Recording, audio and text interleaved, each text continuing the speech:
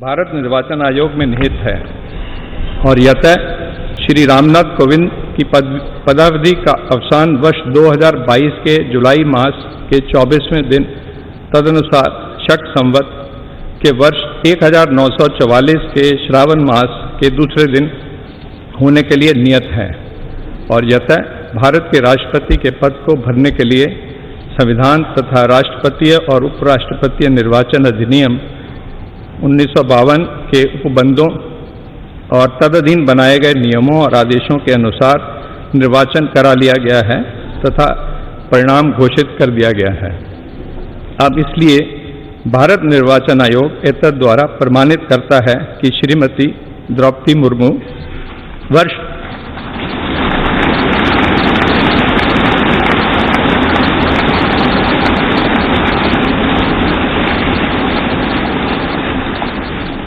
2022 के जुलाई मास के 21वें दिन तदनुसार शक संवत के वर्ष 1944 के आषाढ़ मास के 30वें दिन भारत के राष्ट्रपति पद के लिए सम्यक रूप से निर्वाचित हो गई हैं।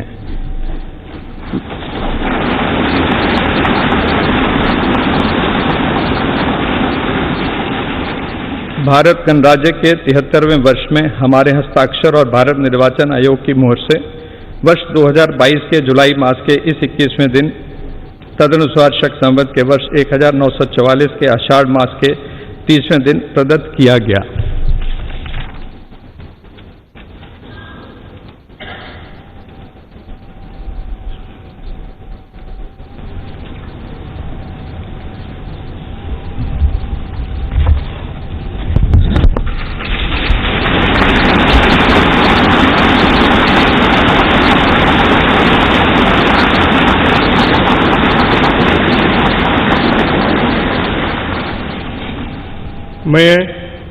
मैं द्रौपदी मुर्मू ईश्वर की शपथ लेता हूँ कि मैं श्रद्धापूर्वक भारत के राष्ट्रपति के पद का कार्यपालन करूंगी सदा अपनी पूरी योग्यता से संविधान और विधि का परिरक्षण, संरक्षण और प्रतिरक्षण करूंगी और मैं भारत की जनता की सेवा और कल्याण में निरत रहूंगी।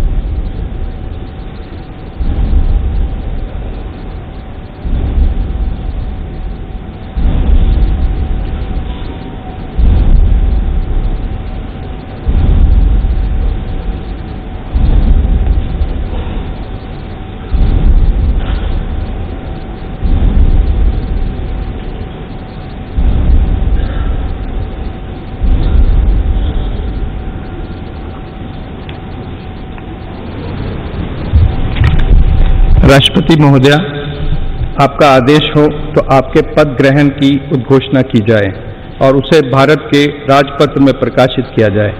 इसकी सूचना प्रमुख सेना केंद्रों तथा विदेश से सभी भारतीय मिशनों, राज्य सरकारों तथा संघ शासित प्रदेशों क्षेत्रों के प्रशासकों को भेजी जाए।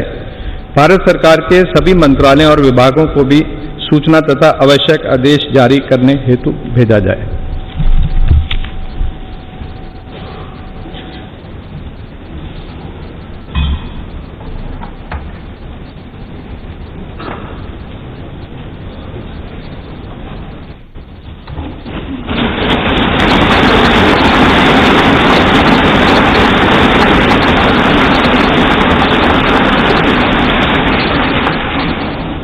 आदरणीय श्री रामनाथ कोविंद जी, उपराष्ट्रपति श्री एम वेंकैया नायडू जी, प्रधानमंत्री श्री नरेंद्र मोदी जी, लोकसभा के स्पीकर श्री ओम बिरला जी, चीफ जस्टिस एन.वी. रमन्ना जी, सम्मानित सांसदगण, अन्य महानुभावों, देवियों और स्वजनों तथा मेरे प्यारे देशवासियों, सभी को जोहार।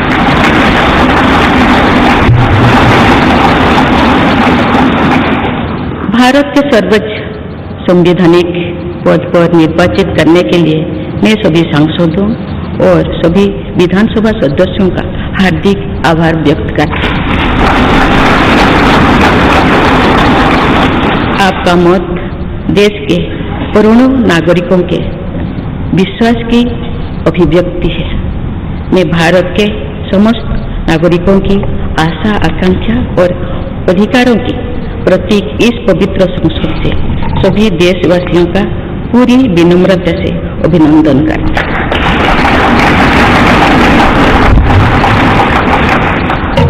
आपकी आत्मीयता, आपका विश्वास और आपका सहयोग मेरे लिए इस नए दायित्व का निभाने में मेरी बहुत बड़ी ताकत रही। मुझे राष्ट्रपति के रूप में देश ने एक ऐसे महत्वपूर्ण कालखंड में चुना है जब हम अपनी आजादी का अमृत महोत्सव मना रहे हैं।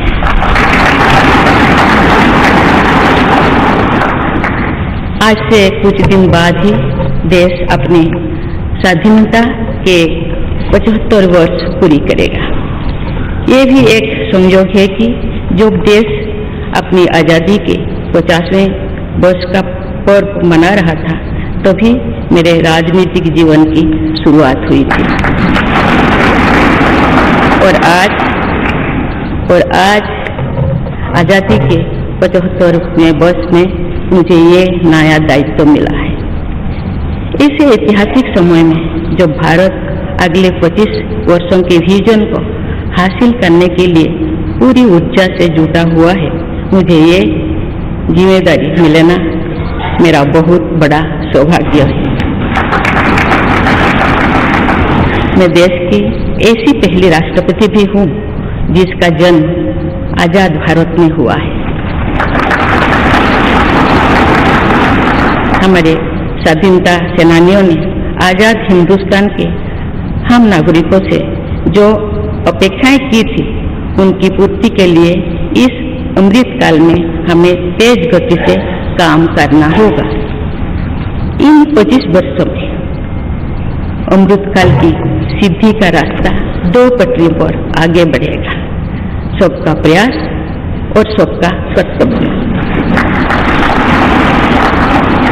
भारत के उज्जवल भविष्य की नई विकास यात्रा हमें सबके प्रयास से करनी है, कर्तव्य पथ पर चलते हुए करनी ही है। काल यानी 26 जुलाई को कारगिल विजय दिवस भी है।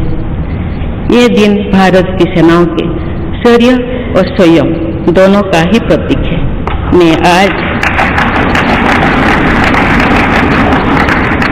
आज देश की सेनाओं को तथा देश के समस्त नागरिकों को कारगिल विजय दिवस की अग्रिम शुभकामनाएं देती हूँ।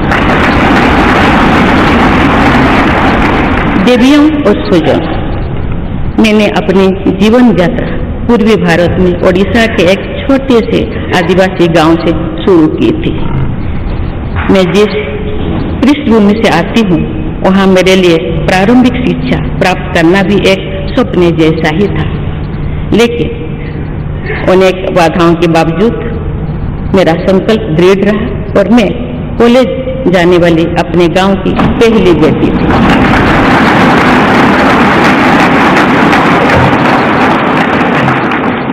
मैं जनजातीय समाज से हूँ और वार्ड काउंसिलर से लेकर भारत की राष्ट्रपति बनने तक का अवसर मुझे मिला है। ये लोकतंत्र की जननी भारतवर्ष की महानता है। ये हमारे लोकतंत्र की ही शक्ति है कि उसमें एक गरीब घर के पैदा हुई बेटी, दूर सुदूर आदिवासी क्षेत्र में पैदा हुई बेटी भारत के सर्वोच्च संवैधानिक पद तक पहुंच सकती है। राष्ट्रपति के पद पहुंचना मेरी व्यक्तिगत उपलब्धि नहीं है, ये भारत की प्रत्येक गरीब की उपलब्धि है। मेरा निर्वाचन इस बात का सबूत है कि भारत में गरीब सपने भी देख सकता है और उन्हें पूरा भी कर सकता है।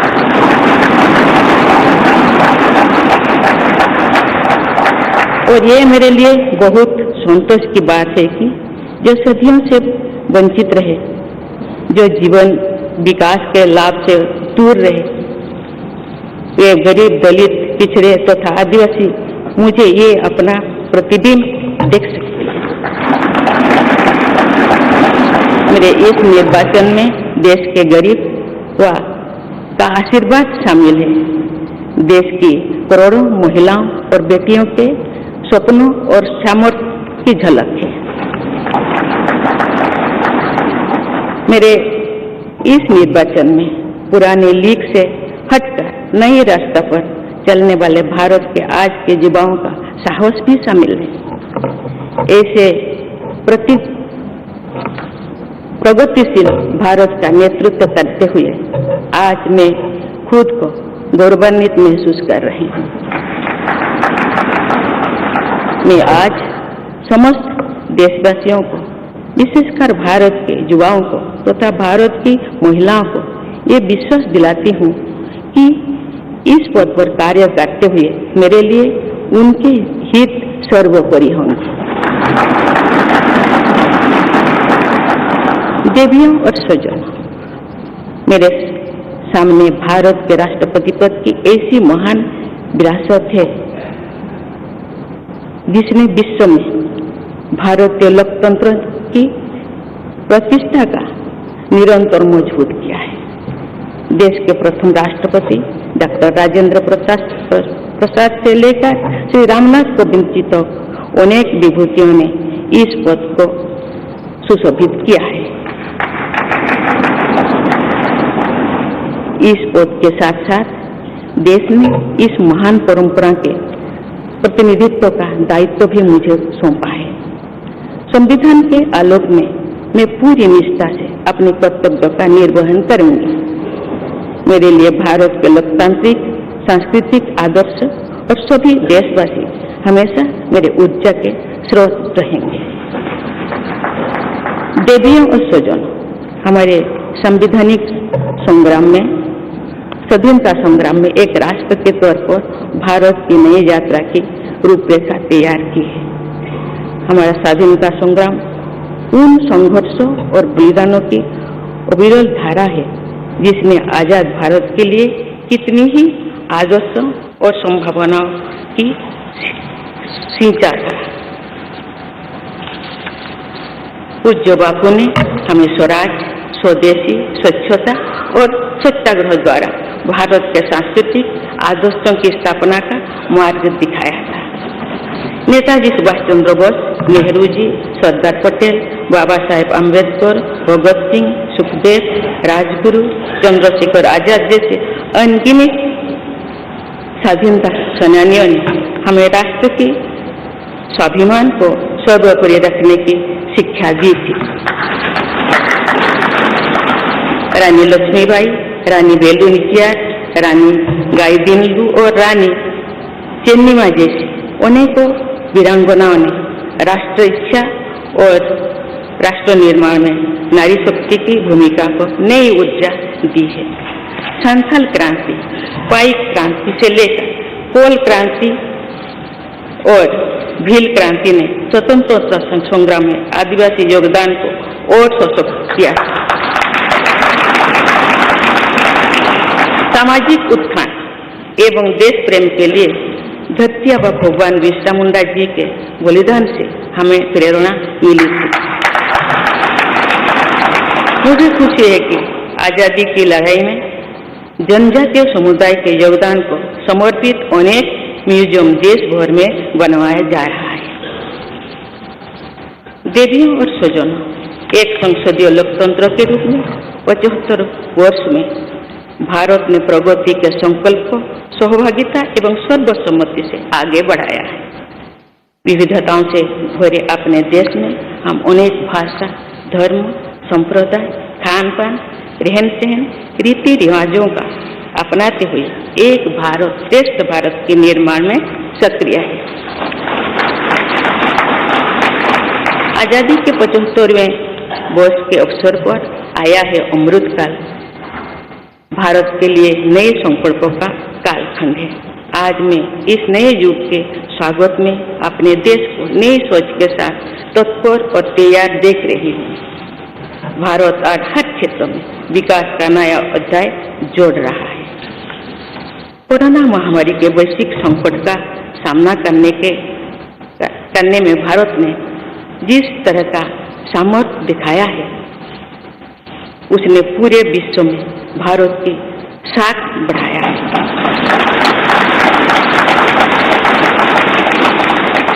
हम हिंदुस्तानियों ने अपने प्रयासों से न सिर्फ इस वैश्विक चुनौती का सामना किया, बल्कि दुनिया के सामने नए मापदंड भी स्थापित किए।